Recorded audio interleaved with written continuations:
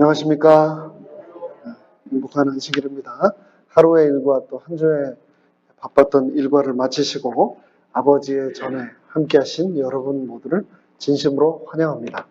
또 시작할 때 기도해 주셨던 것처럼 정말 마음은 이곳에 함께 하기를 간절히 원하나 여러 가지 사정으로 함께 하지 못하시고 대신 방송으로 또 이 예배에 동참하시는 여러 성도님들을 진심으로 환영합니다.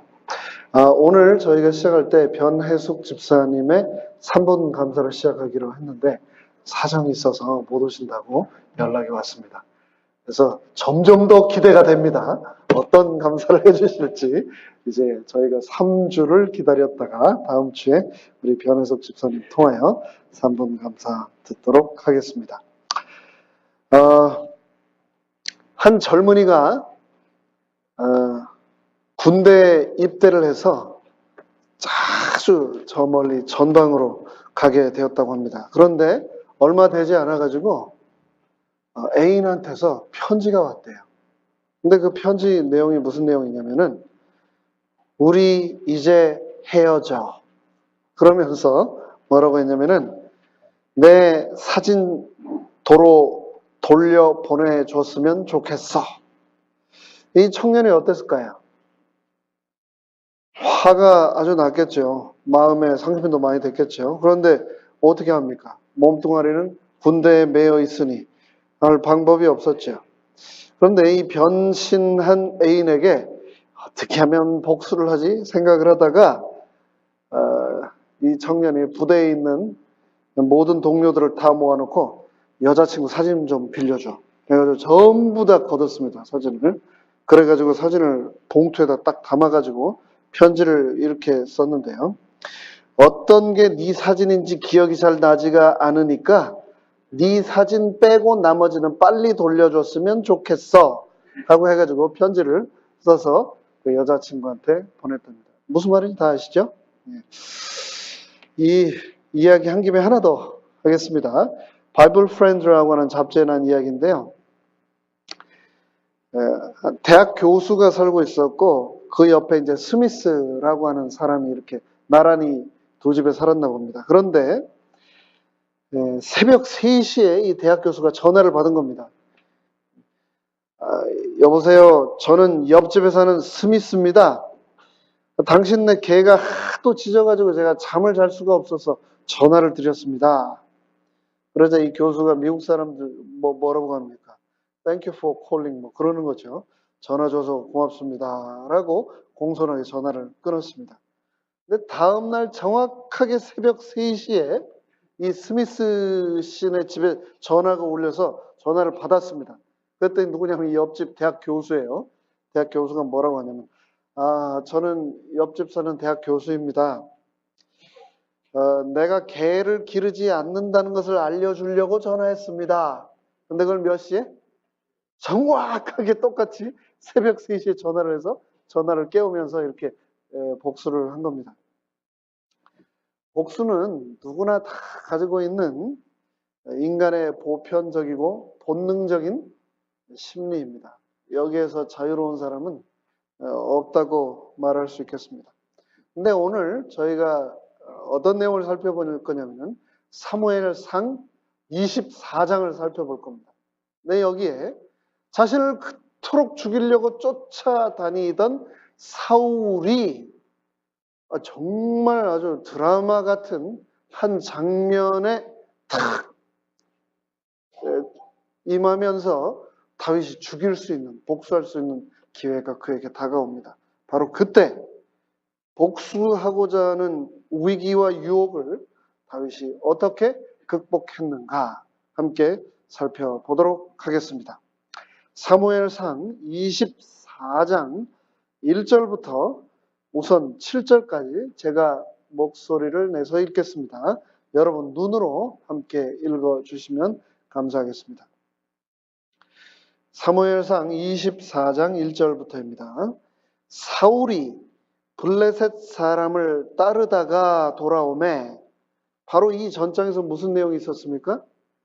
다윗이 잡히기 직전에 하나님께서 블레셋이라고 하는 나라의 군대를 일으켜서 이스라엘을 침략하게 하시고 그 소식을 듣고 체포 직전에 다윗을 놓고 어쩔 수 없이 사울이 그 장면을 떠나서 블레셋과의 전쟁에 갔던 그 장면을 저희가 지난 마지막 시간에 살펴보았습니다. 이 사울이 블레셋 사람을 따르다가 돌아오매, 전쟁을 마치고 돌아오매 혹이 누군가가 그에게 고하여 가로되 신고를 하는 겁니다. 제보를 하는 거죠. 보소서 왕이시여, 다윗이 엔게디 황무지에 있더이다. 다윗이 어디 있는지를 누군가가 보고 왕에게 제보를 한 겁니다. 2절입니다. 사울이 온 이스라엘에서 택한 사람 3천을 거느리고, 사울이 그냥 가지 않았습니다.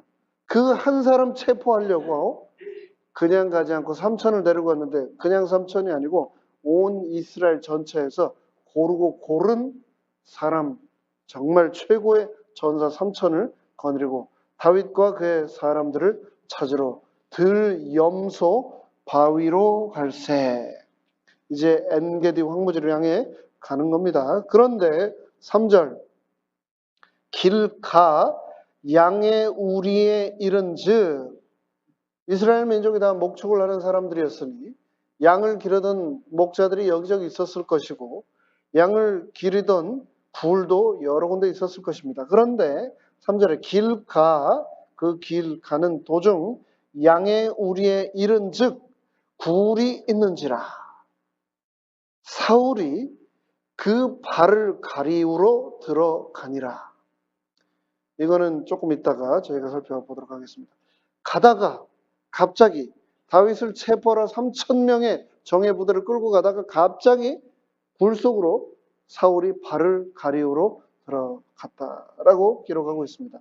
다윗과 그의 사람들이 그 굴 깊은 곳에 있더니 발을 가리우러 들어간 그 동굴 속에 누가 있었습니까? 다윗과 다윗의 군사들이 숨어 있었던 겁니다.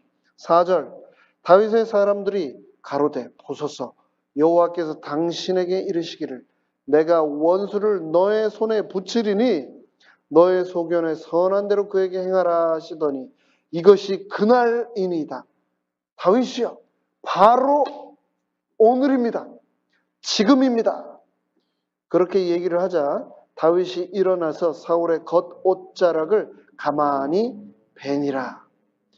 다윗을 따르던 군인들은 사울을 그 자리에서 쳐서 죽이십시오, 이거 하나님이 준 기회입니다 라고 하는데 다윗은 사울을 죽이지 않고 겉옷자락만 베었습니다. 5절, 그러한 후에 사울의 옷자락 뱀을 인하여 다윗의 마음이 찔려 자기 사람들에게 이르되 내가 손을 들어 여호와의 기름 부음을 받은 내 주를 치는 것은 여호와의 금하시는 것이니 그는 여호와의 기름 부음을 받은 자 됨이니라 하고 다윗이 이 말로 자기 사람들을 금하여 사울을 해하지 못하게 하니라. 사울이 일어나 굴에서 나가 자기 길을 가니라. 다시 1절부터 돌아가서 살펴보도록 하겠습니다. 우리가 23장에서 다윗이 구해주었던 그일라 성 사람들이 배신을 하고 다윗을 사울 왕과 그의 군사들에게 넘겨주었습니다. 그러자 다윗은 광야 황무지로 도망을 하다가 거의 사울에 의해 잡혀 죽을 뻔했지요. 바로 그 순간, 그 모든 순간순간을 혈기에 의해 스스로 결정하지 않고 하나님께 무릎 꿇고 또 무릎 꿇어 여쭈던, 무릎 꿇었던 그 한 사람을 위해 하나님께서는 일개 군대를 일으켜 그를 생명에서 건지시는 장면을 저희가 23장에서 살펴보았습니다. 그렇게 몸과 마음이 극도로 지친 블레셋과의 전쟁을 막 치르고 돌아와 입궐한 상태에 있던 사울에게 누군가가 다윗이 어디 있습니다라고 제보를 하자 그 지친 병력을 다시 데리고 출정을 합니다. 이거 정상입니까? 정상이 아닙니다. 복수에 완전히 사로잡혀 있는 사울의 광기에 붙들려 있는 심령을 우리는 여기에서 볼 수 있습니다. 어둠의 영에 지배당한 사울의 모습, 어둠의 영, 사단의 영에 붙들려 있는 사람들의 특징은 뭐냐면 그들의 삶 가운데 쉼이 없다는 겁니다. 쉼이 없다. 지금 다윗을 죽이겠다고 막 쫓아갔다가 블레셋이 쳐들어온다고 또다시 거기로 쫓아가서 전쟁을 막 마치고 돌아왔는데 누군가 다윗 저기 있습니다 하니까 또 쉬지 못하고 어둠의 영에 붙들려서 그 악한 힘에 붙들려 또다시 무기를 들고 출정을 하는 사울의 모습이 1절에 등장합니다. 왜 그 한 사람 다윗을 잡으러 죽이려고 하는데 왜 사울이 군사를 몇 명 데려갔다고요? 3,000명. 왜 3,000명이나 데려갔을까요? 이 숫자를 통해서 우리는 다윗을 향한 사울의 두려움이 점점 더 커지고 있다라는 것을 볼 수 있습니다. 3절에 보면은요. 길가 양의 우리에 이른즉 굴이 있는지라. 엔게디 황무지로 가고 있는데 그 가는 길에 길가에 굴이 있었다라고 성경은 기록하고 있습니다. 우리가 잘 아는 대로 이스라엘 지형은 천연, 석회, 동굴이 많았습니다. 자연 동굴이 많았습니다. 그런데 그런 동굴이 없는 지역은 이 목자들이 필요에 의해서 더운 낮의 햇볕으로부터 또 밤의 추위로부터 자신과 가축들을 보호하기 위해 인공적으로 또 굴을 많이 팠다라고 합니다. 이 굴이 천연굴인지 인공굴인지는 모르겠습니다. 그런데 목축이 다니는 길가에 있는 굴이었다라고 얘기를 하고 있습니다. 이 엔게디 굴은 사해 서부의 오아시스 근처에 있는 굴인데 이 엔게디 깊은 계곡으로 다윗을 죽이러 사울이 군사를 이끌고 내려가는데 이 깊은 계곡은 숨기에 아주 좋은 곳입니다. 그런데 동시에 누군가가 잡으러 온다면 피할 수 없는 곳이기도 합니다. 바로 그곳에 다윗이 굴 속에 숨어 있었는데 그 굴 속으로 지금 누가 들어오는 겁니까? 사울이 지금 들어오고 있는 겁니다. 근데 이 3절의 표현, 이 성경에 이런 표현들이 참 재미있는 것 같아요. 길가 양의 우리에 이른즉 굴이 있는지라 사울이 그 발을 가리우러 들어가니라. 발을 가리러 굴에 들어간다는 게 무슨 말인가요? 성경에서 발을 가리운다라고 하는 표현은 대개 두 가지로 사용이 됩니다.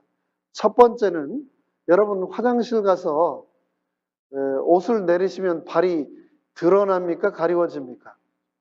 가리워지죠? 그래서 성경에서 참 재미있게도 똑같이 용변을 볼 때 발을 가리우러 간다라는 표현을 썼습니다. 근데 또 두 번째로 발을 가리우러 간다라는 표현은 잠자러 간다.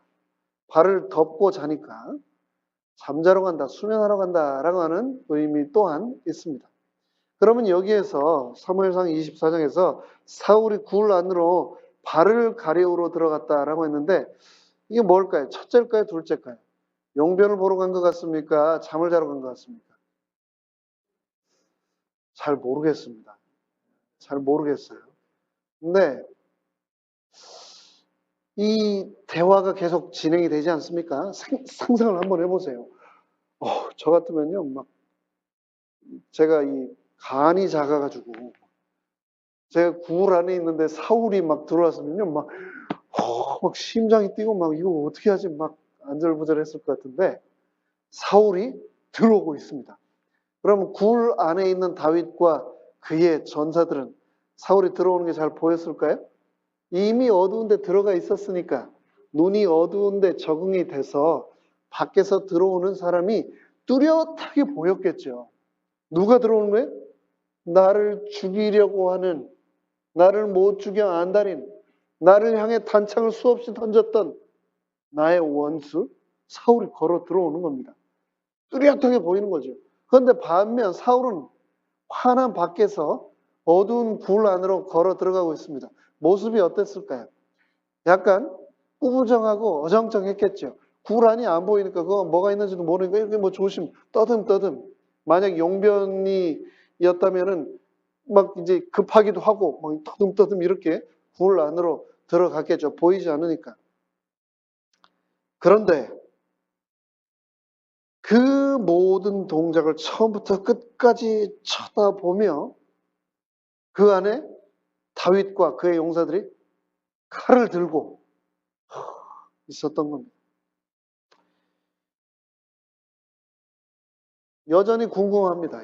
잠을 자러 들어갔는지 용변을 보러 갔는지. 그런데 이 번역상으로는 용변을 보러 갔다라는 데 좀 더 무게를 두고 있습니다. 예. 그런데 또 생각을 해보면 용변을 보고 있는데 다윗하고 그의 군사들이 하나님이 주신 기회입니다.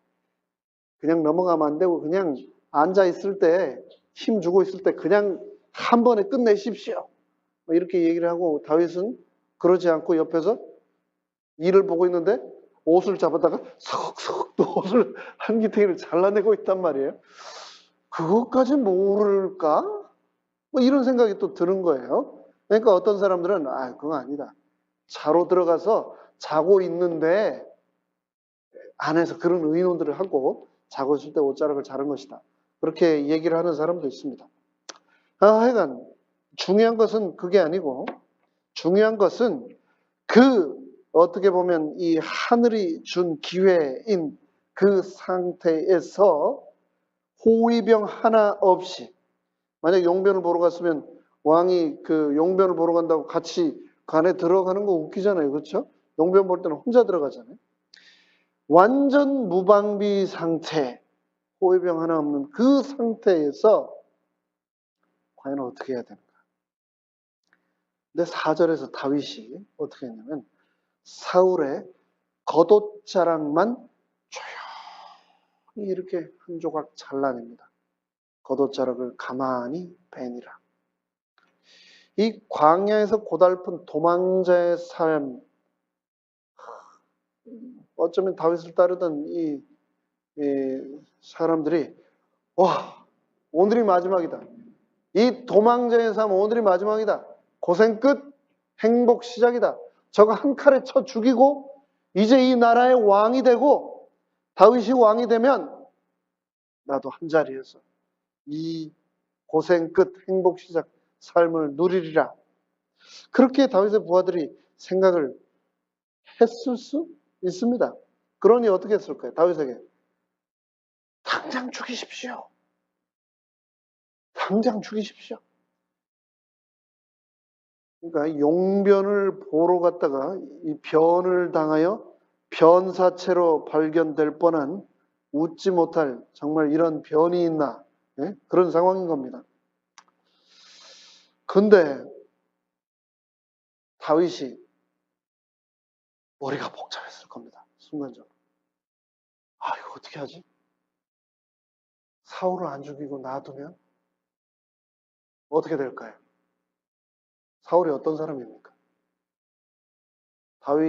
배고픈 다윗에게 성전에 있는 그 진설병 몇 개 줬다고 그 제사장하고 100여 명이 다는 그 성에 살고 있는 모든 제사장과 그의 가족들과 노인들과 어린아이들까지 다 칼로 다 쳐서 학살을 한 무시무시한 정신병자거든요.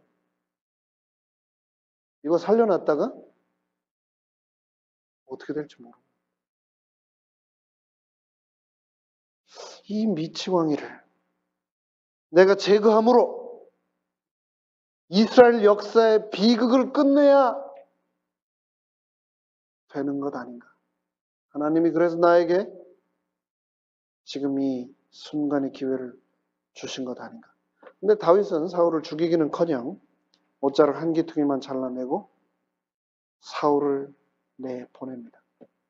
용변을 받는지 잠을 잤는지 나중에 사울이 그 굴에서 나가 있는 멀리 떨어진 사울을 향하여 다윗이 소리를 질러 자신이 그 굴에 있었음을 말하는 장면이 등장을 합니다. 요즘 이 여론은 그냥 단순한 의견이 아니고 권력입니다. 권력. 여론은 많은 사람들에게, 특별히 정치인들에게 생명이고 권력인데, 이 여론이 그렇습니다 라고 하면 이 한마디에 정말 꼼짝 못하는 것이 요즘 세상입니다. 그 여론으로 대통령도 감옥에 보내는 세상입니다. 그렇죠? 그런데 다윗은 자신을 따르던 아둘람 공동체의 자신의 최정예 부대 측근들의 그 엄청난 여론, 그를 향해 눌러오는 그 프레셔를 받아들이지 않고 하나님의 음성에 귀를 기울입니다. 반면 사울은 어떤 사람인가? 하나님보다도 더 여론을 두려워했던 사람, 정반대의 사람이 사울이었습니다.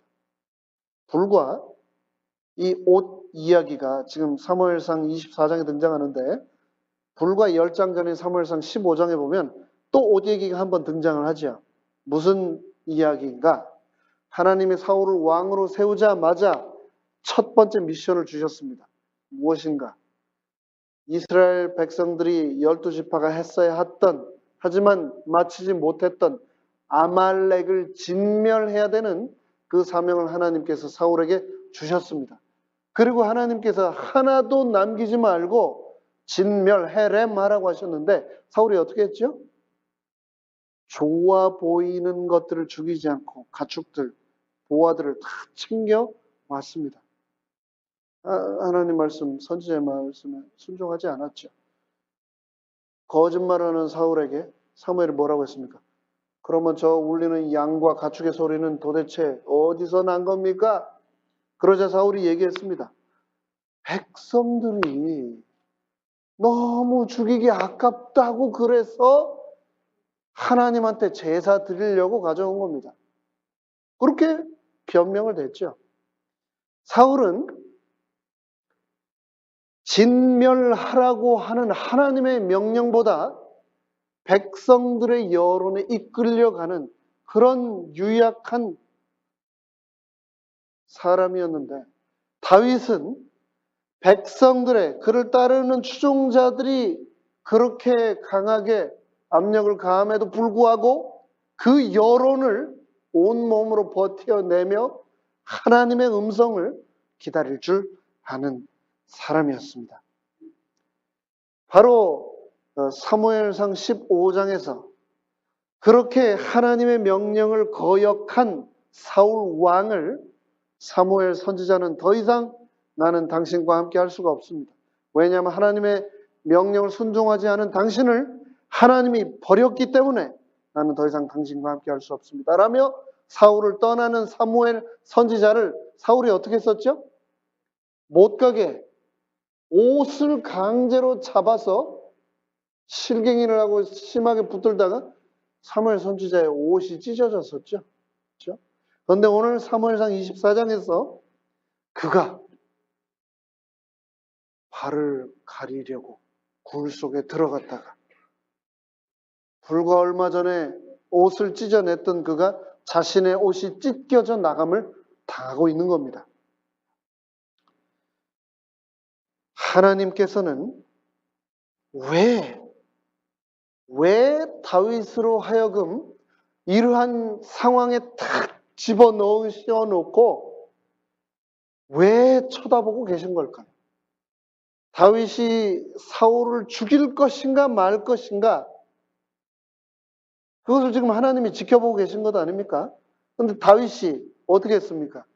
죽이고자 하는 그 살기를, 복수의 마음을 스스로 포기하고 자기 내면의 살의에 스스로 새삼 놀라며 도리어 양심의 가책을 받고 왕의 옷자락을 자른 것에 대해 너무나 마음 아파하며 멀리 왕이 떠난 후에 그를 불러서 땅에 엎드려 통곡하며 하나님이 기름 부은 왕의 옷자락을 자신이 베었다고 통곡을 하고 있는 장면이 등장을 하는 겁니다. 양심의 가책을 그렇게 느끼는 겁니다. 왜요? 다윗이 왜 사울을 죽이지 않았을까요? 다윗은 사울 왕을 죽이지 않은데 유일한 한 가지 이유 때문에, 그 이유 하나 때문에 사울을 죽이지 않았습니다. 왜요? 그 이유는 사울이 위대해서, 사울이 존귀한 존재여서 아닙니다. 사울에게 기름을 부으신 하나님이 존귀한 분이시기 때문에 그의 기름 부으심에 그는 칼을 댈 수 없었던 것입니다. 사울이 존귀해서가 아닙니다. 사울을 기름 부으신 하나님을 존귀히 여기는 믿음, 하나님에 대한 경외심을 너는 가지고 있느냐? 하나님이 그 순간 숨을 죽이며 다윗을 지켜보고 계셨던 겁니다. 세상에는 그래서 두 종류의 사람이 있습니다. 상황에 따라 행동하는 사람이 있고요. 또 다른 한 부류는 상황이 어떠하든지 간에 원칙에 따라 행동하는 사람이 있습니다. 다른 말로 하면 감정에 따라 행동하는 사람이 있고 또 감정에 상관없이 자신의 감정을 초월하여 믿음의 원칙에 따라 행동하는 사람이 있습니다. 다윗은 자신의 감정에 충실한 사람이었습니다. 감성이 풍부한 사람이었습니다. 예술 하시는 분들이 다 그렇잖아요. 다윗은 시인이었다고요. 음악가였어요. 얼마나 감성이 풍부했겠습니까? 그의 시들을 읽을 때, 그의 노래들을 우리가 눈으로 볼 때 그의 섬세한 감성을 지금도 느끼며 감탄하지 않을 수가 없는데 그가 감정에 따라 행동하지 않고 믿음에 따라 행동하는 모습을 우리가 지금 보고 있는 겁니다. 여러분, 나는 나의 행동은 나의 감정의 결과인가? 나의 믿음의 결과인가? 여러분은 그런 생각하시면서 행동을 취하십니까? 우리가 너무나 마음 아프게도 교회 안에서 너무 자주 듣는 말 중에 하나가 뭐냐면 나 기분 나빠서 더 이상 교회 못 나가겠어요. 뭐 얘기하는 겁니까? 감정 얘기하는 거예요. 감정. 어떻게 교회에서 나하고 그런 의논도 하지 않고 결정할 수가 있죠? 저 상처받았습니다. 지금 뭐 얘기하는 겁니까? 감정 얘기하는 거예요. 감정. 믿음 얘기하는 거 아니에요. 감정. 안식일 교회는요. 사랑이 없어요. 사랑이. 지금 뭐 얘기하는 겁니까? 감정 얘기하는 겁니다. 감정. 인간은 누구나 다 감정을 가진 존재입니다. 오늘 말씀 시작할 때 드렸던 것처럼 그 군인처럼 애인한테 복수하고 싶었던 군인 새벽 3시에 나도 똑같이 잠 깨워서 한번 복수해야지 했던 그 대학 교수처럼 누구나 다 감정의 존재입니다. 감정의 존재예요. 하지만 기분 나쁘고 상처받고 섭섭하고 실망하고 이런 감정을 통해서 우리가 믿음을 버린다면 우리는 다윗과 같은 사람이 아니라 사울과 같은 사람이 된다는 것을 기억해야 되겠습니다. 너무 내가 기분이 나쁘다고, 너무 섭섭하다고, 이런 말들은 사울의 언어입니다. 사울의 언어. 이 사울의 언어를 이용해서 하나님과 교회를 빚쟁이로 만들고 이 교회를 실망하여 떠나도록 하는 것, 그것이 사단의 최고의 전술인데 얼마나 잘 먹히는지 몰라요. 얼마나 잘 먹히는지. 10명이 침례를 받아도 이 사울의 언어 때문에, 감정에 의한 행동 때문에 10명이 침례를 받아도 9명이 교회 안에서 떠난다는 게, 이게 말이나 되는 얘기입니까? 우리가 누구나 다 감정과 기분을 느끼는 존재입니다. 하지만 우리의 감정 때문에 구원을 포기해서는 안 되겠습니다. 우리의 기분 때문에 예수님을 결코 버려서는 안 되겠습니다. 만약 우리가 그렇게 한다면 우리는 사울과 같은 똑같은 죄악을 범한다는 것을 기억해야 하겠습니다. 과연 하나님의 뜻이 무엇인가? 우리는 흔히 자기에게 유리하고 자기 생각과 경험에 맞고 나한테 좋으면 그것을 하나님의 뜻이라고 생각하는 경향이 있습니다. 근데 과연 하나님의 뜻이 정말 그런가? 버스, 한국에서, 미국에서는 버스를 제가 한 번도 안 타봐가지고. 한국에서 여러분 옛날에 버스 타시다 보면은 이 커브를 틀다 보면 막 몸이 왼쪽으로도 쏠리고 오른쪽으로도 막 쏠리고 그러죠? 근데 버스를 타고 가는 한 남자가요, 왼쪽에는 되게 못생긴 여자가 앉아있고 오른쪽에는 되게 예쁜 여자가 앉아 있었나 봅니다. 근데 버스가 막 이렇게 틀면서 왼쪽에 못생긴 여자 쪽으로 막 가니까 이 사람이 뭐라고 기도를 했냐면, 주여 시험에 들게 하지 마옵소서, 이렇게 기도를 하다가 다시 코너를 틀면서 예쁜 여자 쪽으로 막 몸이 가니까 주여 주의 뜻대로 하옵소서라고 이렇게 기도를 했다고 하는 아주 오래된 그 한국 유머가 있는데요. 자기 생각에 유리하면 주의 뜻이고 자기 생각에 조금 서운하면 이건 하나님의 뜻이 아니고, 그렇습니까? 아니죠. 믿음이 그렇습니까? 우리가 하나님 믿으면서요, 너무 감정적으로 살고자 하는 충동에 빠질 수 있습니다. 하지만 하나님의 때를, 하나님의 뜻을 분별했던 다윗과 같이 우리에게도 그런 믿음을 하나님께서는 기대하신다. 그것을 우리가 기억하면 좋겠습니다. 8절부터 또 계속해서 읽도록 하겠습니다. 그 후에 다윗도 일어나 굴에서 나가 사울의 뒤에서 외쳐 가로되, 이제 용변을 다 본 사울이 저 멀리 나가 있자 다윗이 등 뒤에서 외치는 겁니다.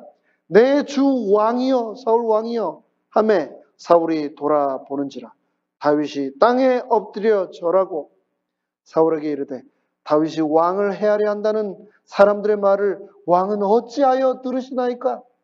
왕이시여, 사람들이 제가 왕을 죽이려고 한다면서요. 근데 어떻게 왕은 그걸 믿으실 수 있죠? 10절, 오늘 여호와께서 굴에서 왕을 내 손에 붙이신 것을 왕이 아셨을 것이니이다. 혹이 나를 권하여 왕을 죽이라 하였으나, 내 부하들은 왕을 죽이라 하였으나 내가 왕을 아껴 말하기를 나는 내 손을 들어 내 주를 해치 아니하리니 그는 여호와의 기름 부음을 받은 자가 됨이니라 하였느니라. 11절, 나의 아버지여 보소서, 내 손에 있는 왕의 옷자락을 보소서. 내가 왕을 죽이지 아니하고 겉옷자락만 베었은즉 나의 손에 악이나 죄가가 없는 줄을 아실지니라. 나는 왕에게 범죄한 일이 없나이다. 다윗은 왕국을 기다렸던 사람입니다. 선지자를 통하여서 친히 하나님의 기름 부음을 그 또한 받은 사람이었습니다. 그럼에도 불구하고 하나님의 뜻과 하나님의 때를 분별하기 위해서 상황을 정말 기도하며 분별하였던 사람이었습니다. 세상에는 수많은 은밀한 거짓된 유혹들이 많습니다. 성공주의라는 유혹, 성공하면 하나님의 뜻, 실패하면 하나님의 뜻이 아니라는, 성공이냐 실패냐가 하나님의 뜻을 결정한다는 성공주의의 거짓말, 상황 논리라고 하는 거짓말, 상황이 어쩔 수 없었어라며 자신의 선택을 합리화하고자 하는 상황의 논리의 거짓말, 그리고 결과지상주의의 거짓말, 결과만 좋으면 과정과 수단은 어찌하든 상관이 없다라고 하는 결과지상주의의 거짓말, 이런 세상의 거짓말들이 하나님의 뜻을 분별해낼 수 없도록 우리의 상황을 복잡하게, 어렵게 우리를 유혹해 나갑니다. 그럼에도 불구하고 다윗은 놀랍게도 그 가운데서 하나님의 뜻을 분별해내고 죄악에 빠지지 않습니다. 사울은 다윗을 끊임없이 추적하지만 다윗을 못 잡았습니다. 왜요? 하나님이 다윗을 보호하시니까 3,000명이 아니라 3만 명을 끌고 가더라도 하나님이 보호하시기 때문에 사울은 다윗을 잡을 수 없었습니다. 그런데 이 장에서, 사무엘상 24장에서 다윗은 그러한 사울의 추격으로부터 도망자의 삶에서 보존자의 삶으로 변화되고 있는 것입니다. 자신의 생명을 보존하는 데 모든 에너지를 사용했던 도망자에서 원수의 생명까지도 보존하는 보존자의 삶을 다윗은 드디어 살아가게 된 겁니다. 영적 권위 앞에 자신의 뜻을 맡길 줄 아는 지도자로 다윗은 광야에서 다시 태어나고 있었던 것입니다. 내 주 왕이시여 땅에 엎드려 절하며 여호와께서 기름 부으신 내 주를 내가 내 손으로 결코 치지 않겠습니다. 저는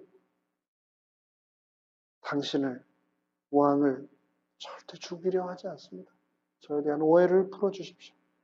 사울에 대한 다윗의 호소를 통해서 우리는 그의 인격을 볼 수가 있습니다. 시간이 많이 가서 이제 말씀을 마무리하도록 하겠습니다. 다윗처럼 우리도 보복의 기회를 대화의 기회로 만들 수 있으면 좋겠습니다. 그 대화의 기도가 서로를 향한 기도의 기회가 될 수 있으면 좋겠습니다. 자신을 죽이려 했던 사울을 다윗은 감동시켰습니다. 그래서 이 장의 마지막에 보면 사울이 그만 펑펑 웁니다. 그러면서 뭐라고 합니까? 나는 하나님이 너를 이 나라의 왕으로 세우실 것을 나는 믿는다. 하나님이 너를 통하여 이 왕국을 축복하실 것을 믿는다. 사랑하는 다윗, 내가 너를 믿는다. 라고 하면서 자신을 죽이려고 했던 원수로부터 도리어 하나님의 축복과 은혜의 약속의 말을 다윗은 얻게 됩니다. 믿음의 행위는 그래서 결코 원웨이로 가고 끝나지 않고 부메랑이 되어서 언젠가는 나의 삶으로 돌아온다. 그것이 다윗이 이 장을 통해서 우리에게 주고 있는 교훈입니다. 믿음으로 감정을 극복했더니 원수로부터 굴복과 인정과 축복을 받게 되었다. 내가 생각하기에 지금 확 그냥 골리앗 칼 갖고 있잖아요, 다윗. 그렇죠? 어둠캄캄한 굴 안에서 이 칼을 내리쳐서 나의 원수를 갚고자 하는 살기가 끓어오를지라도 하나님이 원하시는 것이 아니라면 멈출 수 있는 용기, 그 용기 하나님 우리 모두에게 주시옵소서 라고 기도하는 우리 모두가 되시기를 간절히 바랍니다. 말씀을 마치겠습니다. 유진 피터슨이라고 하는 유명한 저술가가 현실에 뿌리 박은 영성이라고 하는 책에서 이렇게 말했습니다. 우리 인생에는 두 가지 광야가 있다. 첫 번째는 지리적 광야이고 두 번째는 상황적 광야가 있다. 나는 지금 과연 어디에 있는가?